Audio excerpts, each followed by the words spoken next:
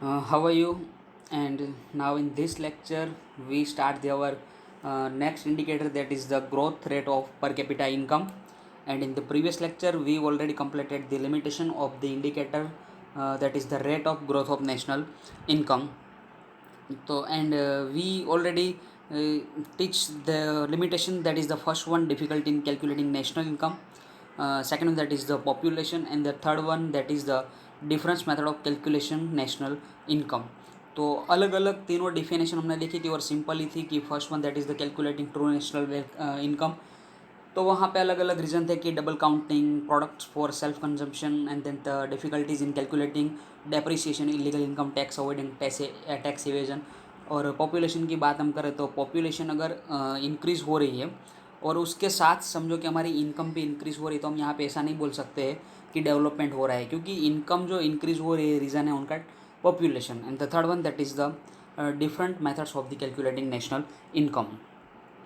And in this lecture we start our next indicator, that is the growth rate of per capita income.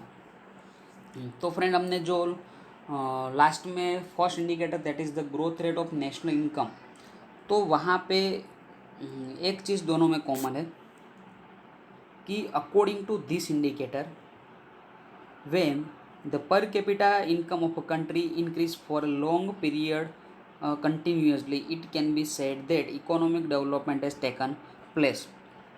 यानी कि long time के लिए, long period के लिए अगर हमारी पर कैपिटा इनकम इंक्रीज हो रही है तो उसे हम बोल सकते हैं that is the economic development.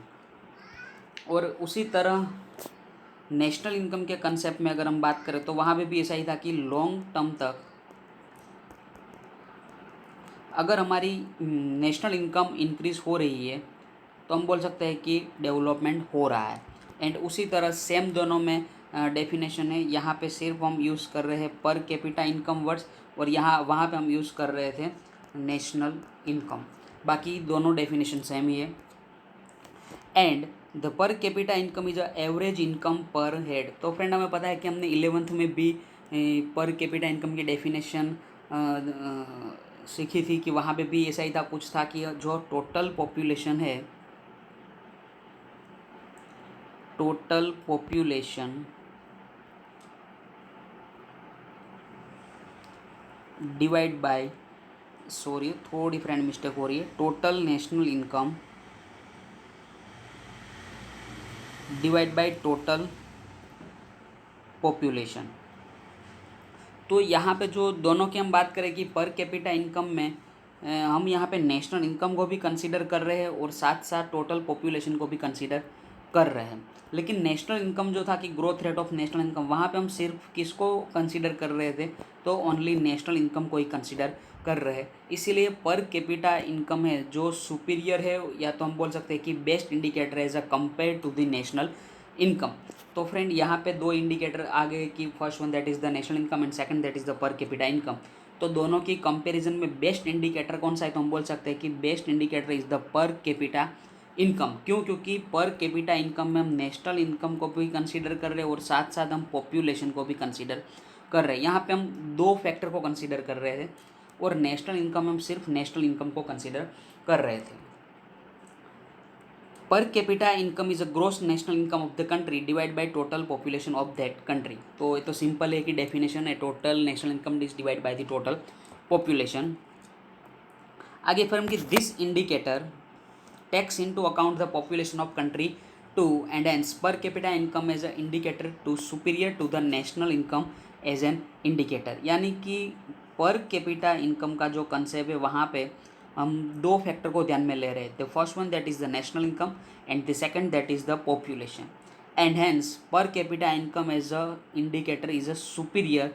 Y? Because the per capita income is considered two factors, that is the national income and the second one that is the population. And the national income, that is the only one factor and it is considered the only one factor, that is the national income. So the per capita income is the superior compared to national income.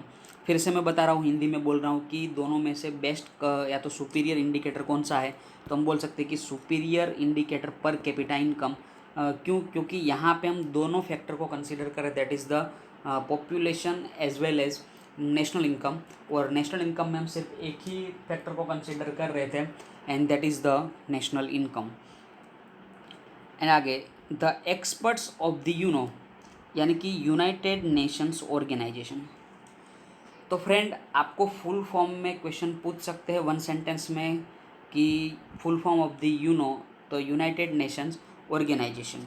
तो UNO have recommended, यानी कि Uno ने कुछ recommend यहाँ पे किया हुआ है फॉर द पर कैपिटा, कि per capita income as an indicator of economic development. यानी कि यूनो की हम बात करें तो जो यहाँ पे सेकंड हमारा इंडिकेटर है पर कैपिटा इनकम,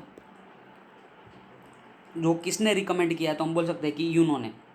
तो ये भी एक सेंटेंस में पूछ सकते हैं, वन सेंटेंस में, कि पर कैपिटा इनकम का जो इंडिकेटर था वो किसने रिकमेंड किया हुआ था, तो हम बोल सकते हैं कि यूनो। आगे फ्रेंड्स हम बात करें तो if per capita income is high and it's rate of growth is high, it can be said that development is taken place. तो शायद आपको फ्रेंड्स याद होगा कि हमने जो growth rate of national income की बात की थी, तो ग्रोथ रेट में आपको एक एग्जांपल याद होगा। मैं एक ब्लैंक स्लाइड पे ड्रॉ कर रहा हूँ, यहाँ पे ड्रॉ कर देता हूँ, कि हमने देखा था वहाँ पे कि अगर हमारी नेशनल इनकम, यहाँ पे पर कैपिटा इनकम का कॉलम हम बना देते हैं, एंड लास्ट में इकोनॉमिक डेवलपमेंट यानी कि ईडी। तो अब समझो कि उस लेक्चर में हमने देखा था कि अगर हमारी नेशनल इनकम इंक्रीज हो रही है तो हम बोल सकते हैं कि इकोनॉमिक डेवलपमेंट हो रहा है। नेशनल इनकम फास्ट है तो इकोनॉमिक डेवलपमेंट फास्ट है।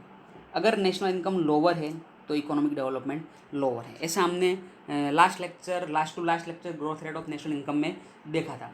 उसी तरह अगर समझो कि पर कैपिटा इनकम इंक्रीज हो रही है तो हम बोल सकते हैं कि इकोनॉमिक डेवलपमेंट हो रहा है। अगर per capita income fast rate से इंक्रीज हो रही है तो हम बोल सकते हैं कि डेवलपमेंट फास्ट हो रहा है। एंड अगर per capita income lower level से इंक्रीज हो रही है तो इकोनॉमिक डेवलपमेंट लोअर लेवल से इंक्रीज होगा।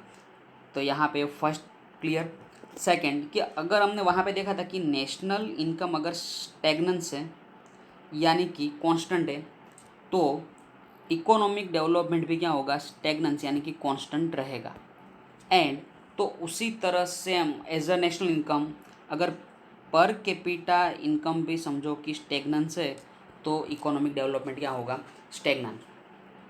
And the last one that is the, कि अगर हमारी नेशनल इनकम डिक्रीज हो रही है तो वहाँ पे हमने देखा था कि इकोनॉमिक डेवलपमेंट क्या था, अंडर डेवलप या तो नेगेटिव। उसी तरह अगर पर कैपिटा इनकम डिक्रीज होगी तो क्या होगा, इकोनॉमिक डेवलपमेंट अंडर डेवलप या तो नेगेटिव। तो सेम टू सेम जैसा हमने नेशनल इनकम में देखा था उसी तरह पर कैपिटा इनकम में है। तो फ्रेंड यहाँ पे हमें सिर्फ वर्ड ही चेंज कर रहे हैं, बाकी कुछ करने की ज़रूरत नहीं है। फिर से मैं समझा रहा हूँ, अब सिर्फ मैं पर कैपिटा इनकम को कंसिडर करके आपको यहाँ पे बता रहा हूँ। पर कैपिटा इनकम एंड यहाँ पे इकोनॉमिक डेवलपमेंट। अगर पर कैपिटा इनकम इंक्रीज हो रही है तो इकोनॉमिक डेवलपमेंट हो रहा है। अगर per capita income fast rate से इंक्रीज हो रही है तो इकोनॉमिक डेवलपमेंट फास्ट। अगर per capita income lower rate से तो इकोनॉमिक डेवलपमेंट लोअर। सेकंड, कि अगर पर कैपिटा इनकम कांस्टेंट है तो इकोनॉमिक डेवलपमेंट भी क्या होगा, कांस्टेंट। एंड अगर per capita income is decrease then the economic development is a negative और अंडर डेवलप। तो same to same as a national income में हमने देखा था वही यहाँ पे है। अब हम पैराग्राफ को रीडिंग कर रहे हैं फ्रेंड। यहाँ पे if the per capita income is high and if the rate of growth high, it can be said that development has taken place. यानी कि पर कैपिटा इनकम बढ़ रही है, इंक्रीज हो रही है, तो rate of growth is high. If the country's per capita income rises at the faster rate, the development is said to be fast। तो हमने जहाँ पे देखा था कि अगर फास्ट रेट से होगा तो डेवलपमेंट भी फास्ट होगा। If per capita income grows at a slow rate, तो डेवलपमेंट भी क्या होगा, स्लो होगा। And if per capita income is a constant, there is a stagnation. And if per capita income falls, यानी कि per capita income decrease हो रही है, तो डेवलपमेंट क्या होगा, नेगेटिव। तो जो भी हमने नेशनल इनकम में देखा था same to same per capita income में भी वही कंसेप्ट है कि लॉन्ग टर्म तक पर कैपिटा इनकम इंक्रीज होती है, तो that is the economic development. Second thing कि अलग अलग 3 कंडीशन, पर कैपिटा इनकम का इंक्रीज होना, that is the economic development हो रहा है, फास्ट तो फास्ट, लोअर तो लोअर, कांस्टेंट तो constant, and last the decrease, that is the negative development. And in the next para, that is the ultimate objective of economic development is to improve the standard of living of the people and to raise the human development, for which the best indicator as per the per capita income। यानी कि friend economic development का ultimate objective क्या है? तो ultimate objective economic development का है कि हमारा जो यहाँ पे ऑब्जेक्टिव क्या है कि improvement the standard the living improvement the standard of living of the people, यानी कि लोगों का स्टैंडर्ड ऑफ लिविंग क्या हो, इंक्रीज हो, and raise the human development, and लोगों का डेवलपमेंट हो। वो अल्टीमेट ऑब्जेक्टिव किसका? इकोनॉमिक डेवलपमेंट का। मैं फिर से बोल रहा हूँ कि इकोनॉमिक डेवलपमेंट का ऑब्जेक्टिव क्या है? तो जो improvement in the standard of living of the people, and second that is the to raise the human development, for which the best indicator as per capita income. तो यहाँ पे ultimate objective है कि लोगों की जो स्टैंडर्ड ऑफ लिविंग है वो इंक्रीज हो, उसमें कुछ इंप्रूव हो, एंड ह्यूमन डेवलपमेंट हो। If development does not improve the standard of living of the people in real sense, it can not be called as a development. अगर समझो कि यहाँ पे लिखा है कि डेवलपमेंट होने से improve the standard of living नहीं हो रहा है, यानी कि does not improve the standard of living of the people, कि डेवलपमेंट तो हो रहा है लेकिन लोगों का जो स्टैंडर्ड ऑफ लिविंग है उसमें कोई इम्प्रूवमेंट नहीं है, in real sense it can not be call as a development. तो अगर समझो कि लोगों का स्टैंडर्ड ऑफ लिविंग में कोई इम्प्रूवमेंट नहीं है तो उसे हम डेवलपमेंट नहीं बोल सकते हैं। तो डेवलपमेंट तभी होगा कि जब लोगों का स्टैंडर्ड ऑफ लिविंग क्या हो, इम्प्रूव हो, एंड साथ साथ दूसरी हम बात करें कि ह्यूमन डेवलपमेंट हो। In real sense, it cannot be called as a development. Rise in per capita income improves the physical welfare of an individual and hence the real indicator of the economic development। यानी कि per capita income अगर rise हो रही है यानी कि increase हो रही है तो उससे क्या होगा कि जो लोगों का फिजिकल वेलफेयर है, या तो हम सिंपल वर्ड्स में बोले कि स्टैंडर्ड ऑफ लिविंग, तो उसमें अगर कुछ इम्प्रूवमेंट आ रहा है तो क्या होगा कि डेवलपमेंट हो रहा है। इसीलिए पर कैपिटा जो इनकम है और रियल इंडिकेटर्स है इकोनॉमिक डेवलपमेंट का। तो फ्रेंड यहाँ पे हमने दोनों जो अलग अलग थे कि first one that is the national income and second that is the per capita income. तो दोनों में क्या हम कंपेरिजन करें तो best indicator is the growth rate of the per capita income. अभी तक तो दो ही हमारे सामने है पिक्चर में है कि first indicator that is the national income and second that is the PCI. तो पीसीआई बेस्ट है। जब थर्ड यहाँ पे आ जाएगा कि PQLI, तो बेस्ट कौन सा होगा फ्रेंड? PQLI। एंड जब चौथा पिक्चर में आएगा that is the human development index. तो इन चारों की हम कंपेरिजन करेंगे तो चारों में से बेस्ट इंडिकेटर कौन सा होगा? That is the HDI। क्यों होगा वो हम एक के बाद एक देखेंगे कि PQLI क्यों बेस्ट है। तो हमने PCI पर कैपिटा इनकम क्यों बेस्ट इंडिकेटर है कंपेयर टू नेशनल इनकम। तो हमने देखा कि पर कैपिटा इनकम में we consider the two factor that is the first one national income and second that is the population. So the per capita income is the best and superior indicator. जब PQLI की बात करें तो वहाँ पे कुछ और रीज़न होंगे और HDI में भी कुछ और रीज़न होंगे कि क्यों सबसे बेस्ट है HDI, तो हम उस टाइम देखेंगे। And the next that is the tabular expression, the World Bank and Economic Survey 2015-16. The country that is Norway, USA, Sri Lanka, China, India and Pakistan. And the per capita national income as per the purchasing power parity 2014 in US dollar. That's Norway's per capita income is the 64,992.